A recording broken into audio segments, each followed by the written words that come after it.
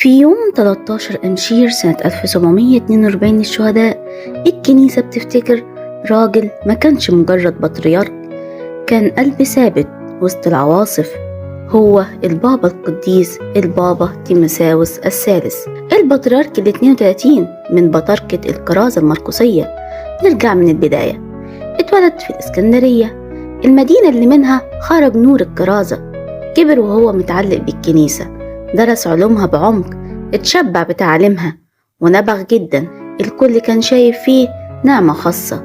اترسم قس على كنيسة ماري مرقس الرسول بالإسكندرية، وساعتها صيته انتشر، مش بس علشان علمه لكن علشان قداسته وتمسكه الشديد بالإيمان الأرثوذكسي.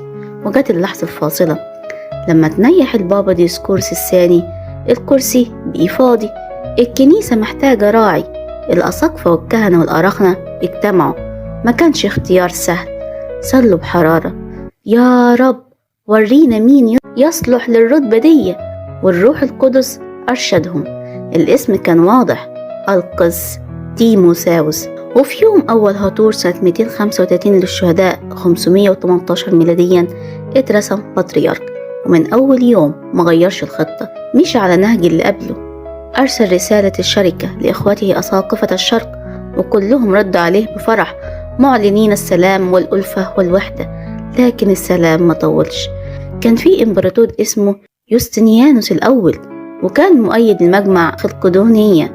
الإمبراطور دعا للمجمع علشان يحرم القديس ساويرس الأنطاكي. الضغط كان كبير، والدعوة وصلت للبابا تيموساوس. يحضر، يوافق، يسكت. لا، رفض، وقف ثابت. الإيمان قبل أي شيء. النتيجة كانت قاسية، أمر الإمبراطور بنفيه. الشعب حاول يمنع التنفيذ، المؤمنين اعترضوا، لكن الجنود اقتحموا. وفي المواجهة قتل عدد كبير من الشعب، وتم القبض على البابا، واتنفى 3 سنين كاملة. 3 سنين بعيد عن كرسيه، لكن مش بعيد عن رسالته. رجع من النفي لكن ما كانش رجوعه راحة، كان مطاردة جديدة. هو والقديس ساويرس يتنقلوا من بلد لبلد ومن دير لدير هروبا من عيون الجنود. وفي كل مكان يروحوه كانوا يعملوا نفس الحاجة: يثبتوا الشعب، يشجعوا القلوب، يزودوا الحماس للإيمان الأرثوذكسي. وأخيرا قدروا يستخبوا في دير بعيد، مكان هادي بعيد عن المطاردين. وهناك ابتدوا يكتبوا رسائل تعزية، رسائل تقوية، رسائل بتقول: اثبتوا، المسيح معاكم. الأنبا تيموساوس فضل يدير الكنيسة بالرسائل، كان زي قبطان سفينة وسط عاصفة. الأمواج عالية لكن الدفة ثابتة في إيده. جهاده موقفش، تعب، اضطهاد، نفي، مطاردة، لكن مفيش تنازل.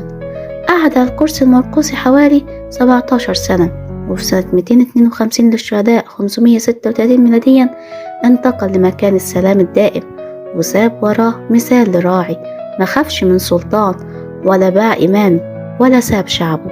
بركة صلواته فلتكن معنا، ولربنا المجد الدائم، آمين.